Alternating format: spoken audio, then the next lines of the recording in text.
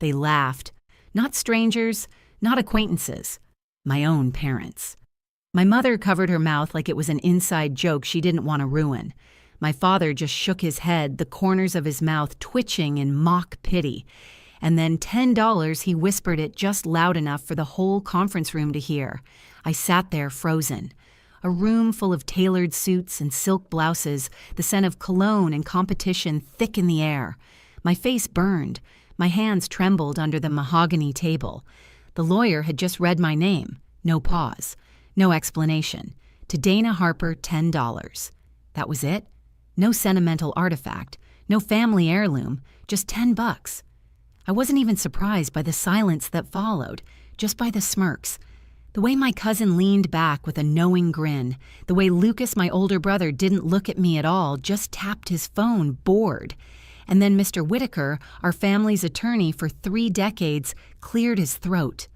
Slowly, like he knew something no one else in the room did. Actually, he said, adjusting his glasses. They laughed. My own parents. My mother stifled hers behind a manicured hand as though she were trying not to ruin a perfectly timed punchline. My father didn't bother with subtlety. He leaned back in his chair and smirked. $10, he muttered loud enough for the room to catch. Guess that's what rebellion gets you. It was the kind of laugh that doesn't just humiliate you, it aims to erase you. I sat motionless, back straight, hands folded in my lap under the gleam of that absurdly polished conference table. I could feel the burn rising in my cheeks, but I didn't flinch, not in front of them. Mr. Whitaker, the estate lawyer, had just finished reading the part of the will that mattered to me. To Dana Harper, he'd said, without ceremony, I leave the sum of $10. That was it. No apology, no note. Just $10. A legal shrug, a final punctuation mark to a lifetime of being the family's afterthought. The room was filled with familiar faces. I barely recognized cousins, with jawlines sculpted by privilege, aunts still clinging to old pearls, and older grudges, in-laws scanning the crowd to see who was crying and who wasn't. The Harper family legacy soaked in wealth and dusted with contempt. I wasn't even surprised. Not really. If you've spent your entire life being overlooked, ignored, and belittled, there's not much left to expect. But still, something in me cracked. Not from the insult, but from their laughter. My parents didn't just dismiss me. They wanted the room to know they had dismissed me. That $10 inheritance wasn't a mistake. It was a message, and they made sure it landed. Lucas didn't laugh, but he didn't look at me either. He just tapped a rhythm on the table with his pen. My brother, the golden one, already knew the estate would be his. That antique gun collection, of course it went to him. My father's real estate holdings, naturally. My mother's diamond necklace passed down from Grandma. She wore it like a crown. Everything in this family had rules, even grief. As the whispers circled like vultures, I forced myself to stay still. If I so much as twitched, they'd win. They'd say I was too sensitive, overdramatic, ungrateful. I wanted to leave. Just walk out and never come back. But before I could push my chair back, Mr. Whitaker cleared his throat again. There is one more matter, he said. The room shifted. Quiet murmurs gave way to tension. Mr. Whitaker adjusted his glasses, his voice precise. There is a private addendum, addressed only to Dana. You could feel it how fast the temperature dropped. My mother's smile faltered. My father's brows pulled tight. For the first time in that suffocating room, I saw something I'd never seen in either of their eyes. When looking at me, uncertainty. What do you mean, private? My father asked, his voice clipped. She already received her share? My mother added, arms crossed, eyes sharp. Mr. Whitaker didn't blink. Mr. Harper left a sealed envelope in my custody with explicit instructions that it be read by Dana and Dana alone. Silence. Heavy, biting silence. Then Mr. Whitaker turned to me. Would you follow me, please? I stood slowly. My legs felt hollow, but I moved with care, deliberate, unreadable. I didn't look at anyone. Let them wonder. As I walked out of the room, the air changed. Their eyes followed me like daggers, but they didn't know what they were aiming at. Not yet. The hallway to the private office was short-carpeted and strangely quiet. Mr. Whitaker opened the door and motioned me in. Inside, a single desk, a leather chair, and a cream-colored envelope resting in the center, like it had been waiting for me all along. It had my name on it, handwritten in a looping cursive I recognized instantly. My grandfather's. Mr. Whitaker nodded once. "Take all the time you need." Then he left the room. I approached the envelope with steady hands. It was sealed with red wax, a tiny symbol pressed into it. A camera. I let out a quiet breath. My grandfather hadn't just remembered me. He had something to say, something meant for no one else. They laughed too soon, and for the first time in years, I wasn't ashamed. I was curious. I was born into a family where legacy wasn't just a concept, it was a blueprint. The Harpers didn't build wealth. They engineered it, passed it down like a genetic code. My grandfather, Walter Harper, was the architect of it all. He turned a single metalwork shop into a multi-tiered empire and handed it to my parents like a coronation. From the outside, we were the picture of success. Polished homes in polished neighborhoods, silent dinners with full silverware settings. Even our Christmas wrapping paper had a color scheme, and it changed annually, voted on by committee. Inside that house image was everything, and I never fit the image. While my brother Lucas rehearsed for a future in corner offices and boardrooms, I disappeared into sketchbooks. While he practiced speaking at mock shareholder meetings, I hid in the attic painting shadows on cardboard. My mother once called my drawings sweet distractions. My father didn't acknowledge them at all. At 13, I bought my first camera with saved-up allowance and money from babysitting. It was a second-hand digital relic with dead pixels and a battery that barely held charge. But it was mine. On weekends, I'd sneak out before sunrise and photograph what the city left behind: cracked sidewalks, rusted fire escapes, faces in alleyways. I wasn't looking for beauty. I was trying to prove that something forgotten could still matter. One day, I showed my mother a photo I'd taken in black and white of an abandoned gas station swallowed by vines. I thought it was haunting. She thought I looked tired. Maybe less time outside, she said, handing it back like a receipt she hadn't asked for. By high school, the lines had hardened. Lucas was the future. I was a phase. He had a mentor, a life plan, an executive wardrobe by senior year. I had journals, self-doubt, and unpaid art internships that no one in the family recognized as real work. I overheard them once after a board meeting. "She needs to wake up," my father had said. "She's still young," my mother offered, though. Even then, she sounded unconvinced. "She'll fall in line eventually," but I didn't. I applied to art school in secret. Waited until the acceptance letter arrived before saying anything. At dinner, I laid it on the table like a quiet rebellion. "I'm moving to New York. I got into visual arts." My father blinked once. "You want to study photographs?" "That's not a profession, Dana. That's a hobby." Then my mother spoke, and her words etched into me deeper than any insult could. "You're wasting your inheritance." That was the last dinner we had together. 2 months later, I left. No trust fund, no applause, just a scholarship, a part-time barista job, and a used MacBook with half its keys missing. I rented a shared room in a fifth-floor walk-up with paper-thin walls and a view of a brick wall. I shot headshots for actors and promotional flyers for indie bands just to stay afloat. I edited photos on cafe Wi-Fi and slept between critiques and closing shifts. I wasn't chasing stardom. I was chasing something no one in my family had ever given me validation on my own terms. But through all of that, there was one person who never asked me to justify myself. My grandfather. Walter Harper wasn't warm, not in the traditional sense, but he was consistent. Whenever I saw him, usually brief, polite encounters at family functions, he'd ask the same question: "You still taking pictures?" And he'd smile. Just a flicker. But it was real. The kind of smile that doesn't need to say much to mean everything. 3 weeks before he passed, I found myself standing in front of his brownstone. I had just wrapped up a shoot in the city, nothing glamorous, just portraits for a grassroots non-profit, and something pulled me there. We weren't the type of family that did surprise visits, but I rang the bell anyway. To my shock, he answered the door himself, thinner than I remembered, slower, but his eyes sharp as ever.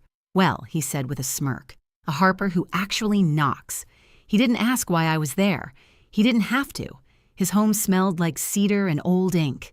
Every book was in its place. We sat in his study surrounded by oil portraits of ancestors I never cared to ask about. "What are you working on?" he asked, pouring tea from a silver pot. I hesitated, then told him about my new series, Invisible Homes, photographs of abandoned buildings, places being razed for luxury developments, quiet ruins no one saw anymore. "What are you trying to say with them?" he asked. I looked down at my hands. "That people matter," I said, "even if the world forgets them." He nodded slowly. "That's dangerous work." I blinked. "Why?" "Because telling the truth costs more than people think." We didn't speak for a long while after that, just the tick of the grandfather clock and the crackle of city air against old windows. As I got up to leave, he followed me to the door. Then without warning, he opened a drawer near the foyer and pulled out something small, a battered film camera, older than me, corners chipped, leather strap faded. "This was mine," he said, placing it gently into my hands.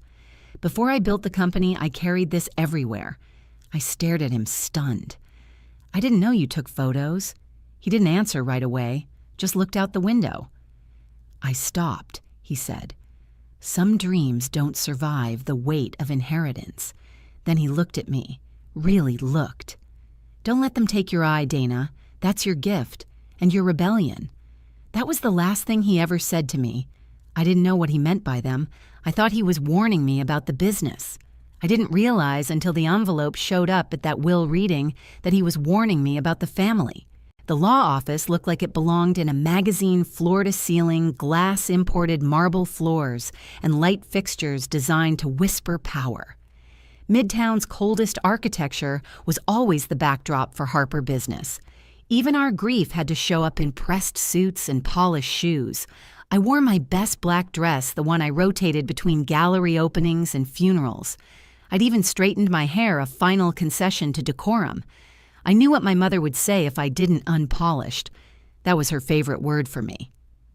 When I walked into the conference room, the temperature dropped. My parents were already seated, my father at the head of the table, like it was a board meeting, my mother beside him, spine like steel. Lucas was scrolling his phone, playing the part of the disinterested heir. I didn't speak.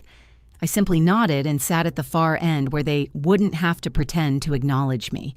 More chairs filled. Cousins, distant relatives, in-laws.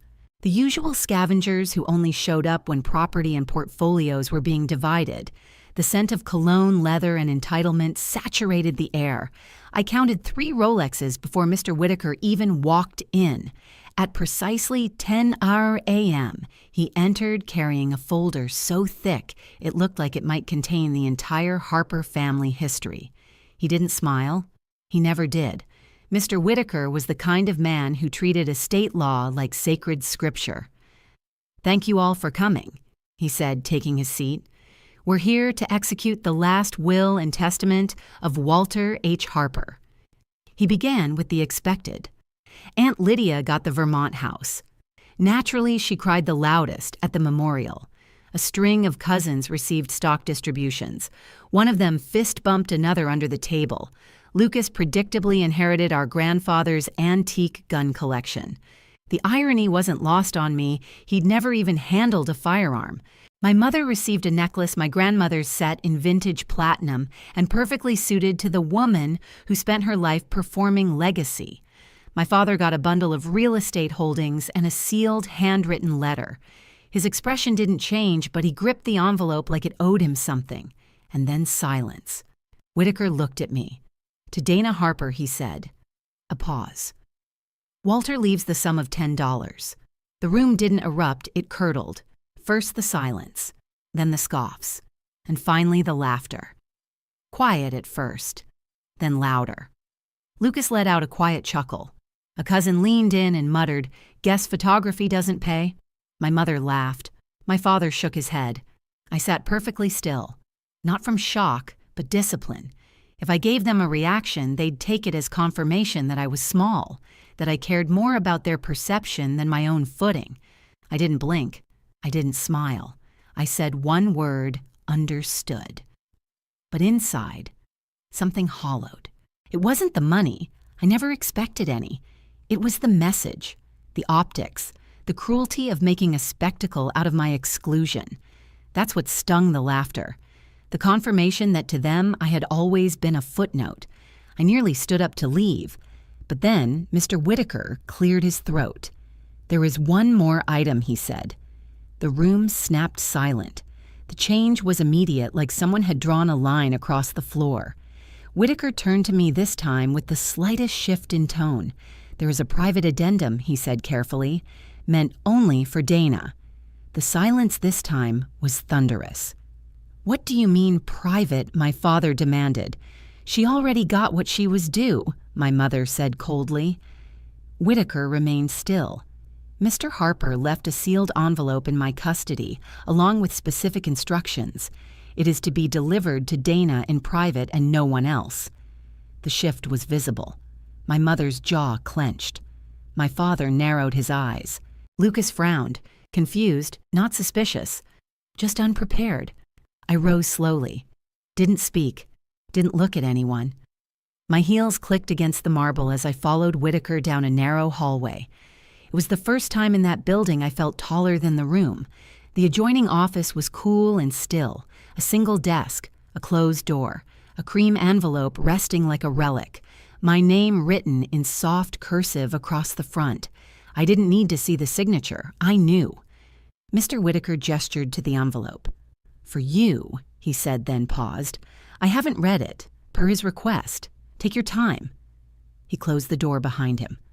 I sat, ran my fingers over the wax seal, a small camera imprint, subtle, elegant. I let out a long, steady breath and cracked it open. Inside, several handwritten pages, all in that familiar, slanted script. The first line stopped me cold. "My dearest Dana." He started with an apology for the $10 insult, said he knew it would hurt, that it was meant to, because he needed them to show me who they really were, when they thought I had nothing. Line by line, he peeled back a truth, so sharp it changed the shape of the air in the room. The $10 was a smokescreen. He had bypassed the public will entirely for me.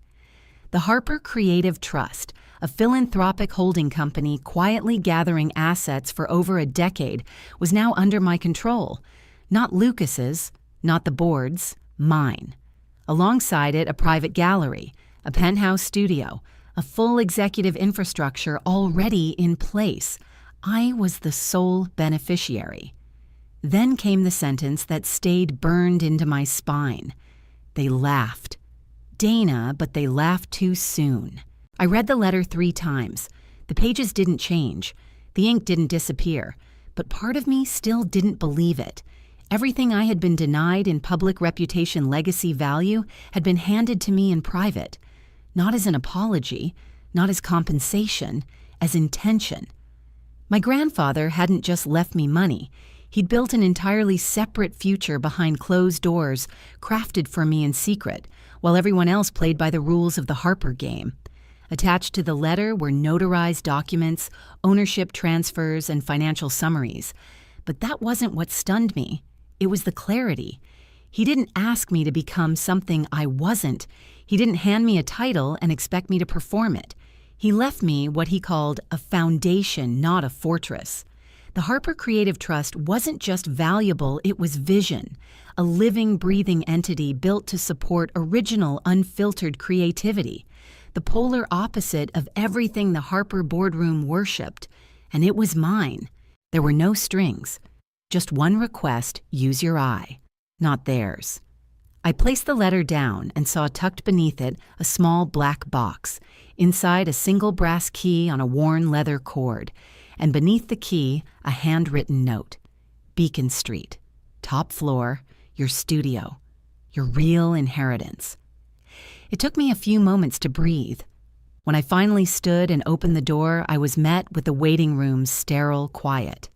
The others were still in the conference room, laughing, moving on.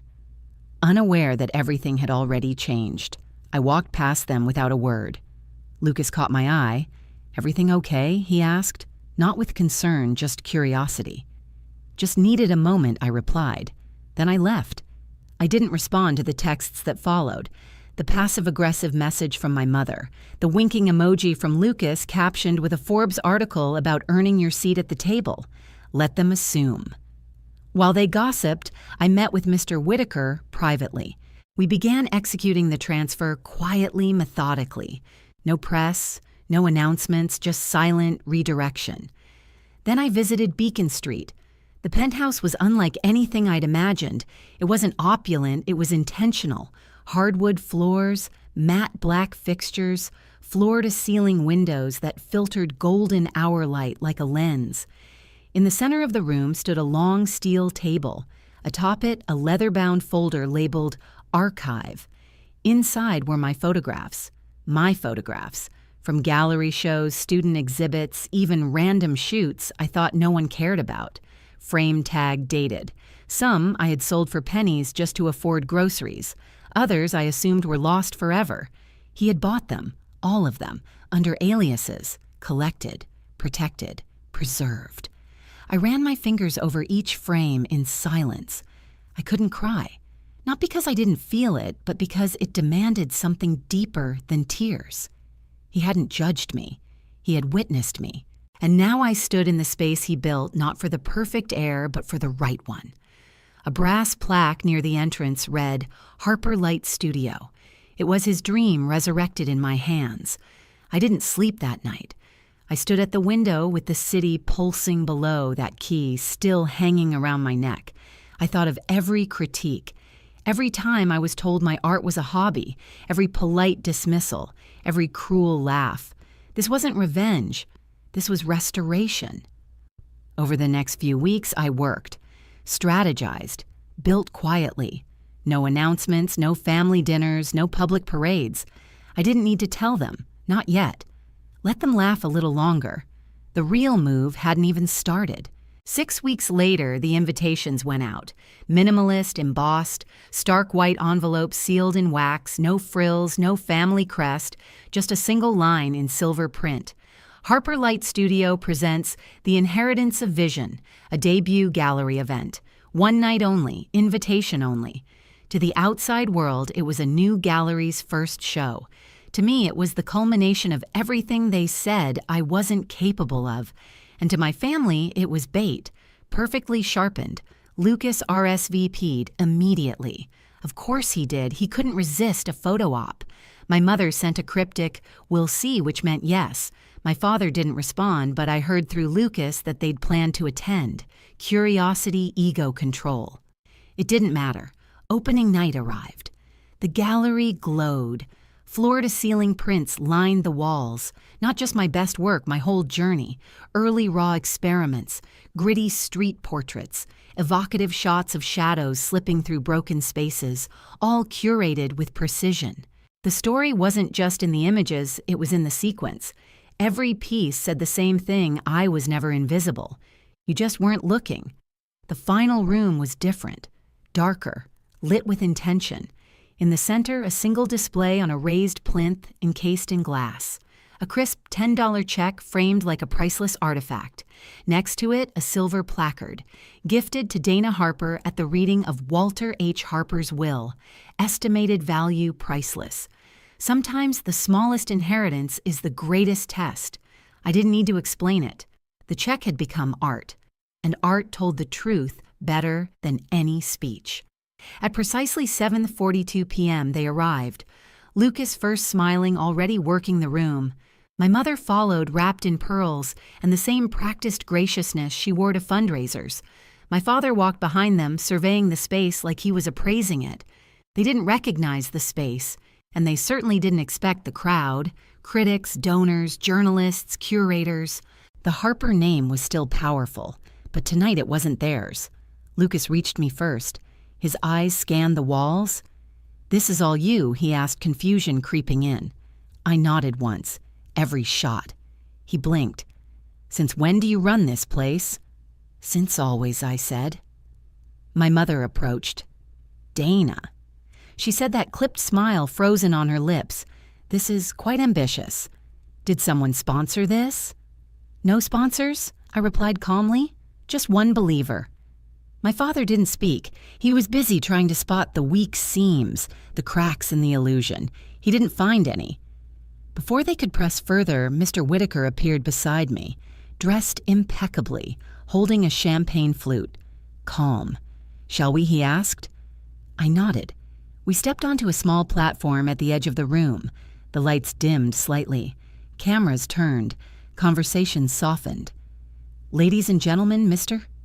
Whitaker began, "Thank you for joining us this evening at Harper Light Studio, founded by and dedicated to the artistic vision of Dana Harper." A ripple passed through the room. "Tonight you've seen a collection that reflects not only the evolution of an artist, but the continuation of a legacy that was never about numbers but vision. And then it's also time we reveal something many of you have not yet heard. As executor of Walter Harper's private estate, I'm honored to share that Dana Harper is not only the founder of this studio, but the sole beneficiary of the Harper Creative Trust." There it was. Gasps. Audible. Heads turned. My mother's expression froze mid-smile. My father's jaw clenched. Lucas blinked like the words hadn't registered. Whitaker continued. "Mr. Harper believed legacy should follow merit, not entitlement. Dana's unwavering pursuit of truth in art, despite resistance, earned his full trust, his admiration, and his inheritance." He raised his glass. "To Dana Harper, the true heir." Applause followed, loud, earnest, some from guests, some from strangers. But I wasn't listening to them. I was watching my family.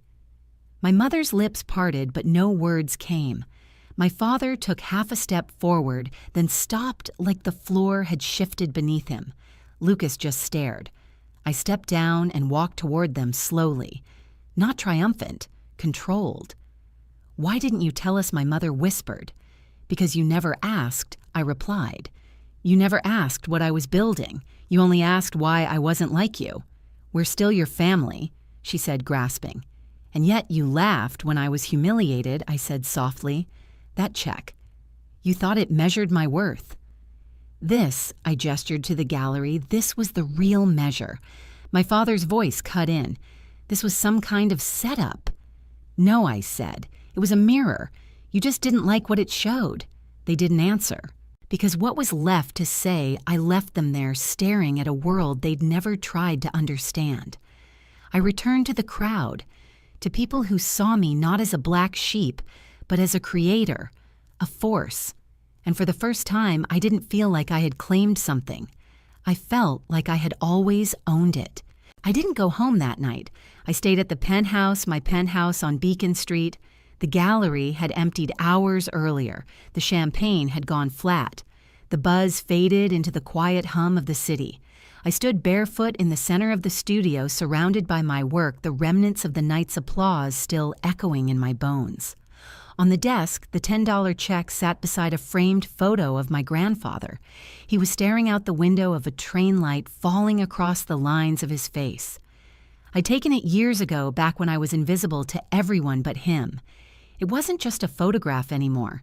It was a vow. He hadn't left me wealth to rescue me. He left it to liberate me. The next morning, I made a decision.